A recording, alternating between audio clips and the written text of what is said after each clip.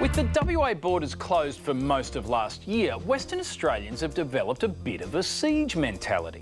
Fortress WA will go back up tonight. The shutters have come back down in Fortress WA. Fears coronavirus could sneak under the radar into Fortress WA. We're going to keep the borders in place for as long as is required. We're not going to give in to that sort of bullying by the New South Wales Premier or anyone else. We're going to protect the health and the economy of Western Australia.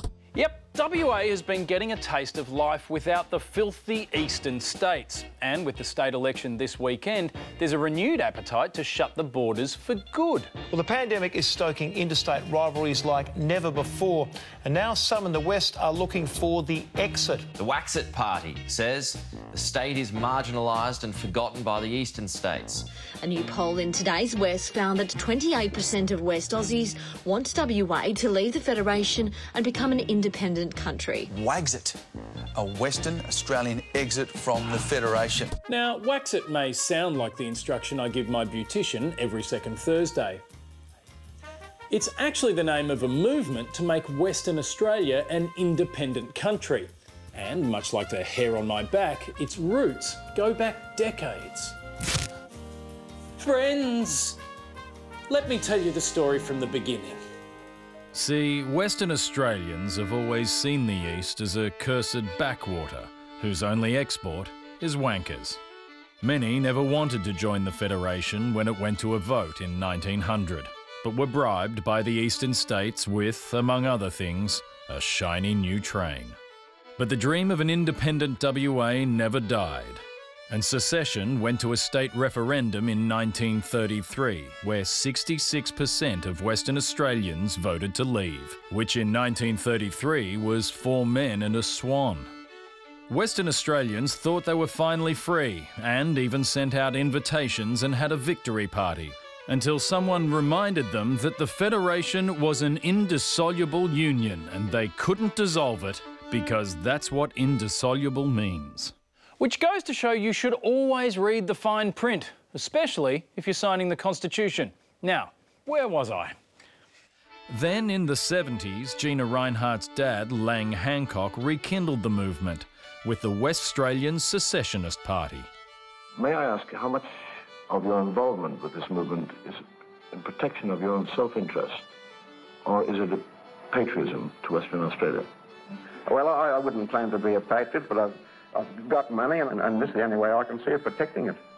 What a slogan! Vote to protect my daughter's inheritance. And a young Gina Rinehart also had some interesting ideas on how Western Australia could get more ore from the ground. A hole will be bored down here, and into this will be lowered the hydrogen bomb, and then after that will be lowered the atomic bomb. Now this atomic bomb will be set off, and that will set off the hydrogen bomb. Finally, WA would be able to nuke itself to prosperity.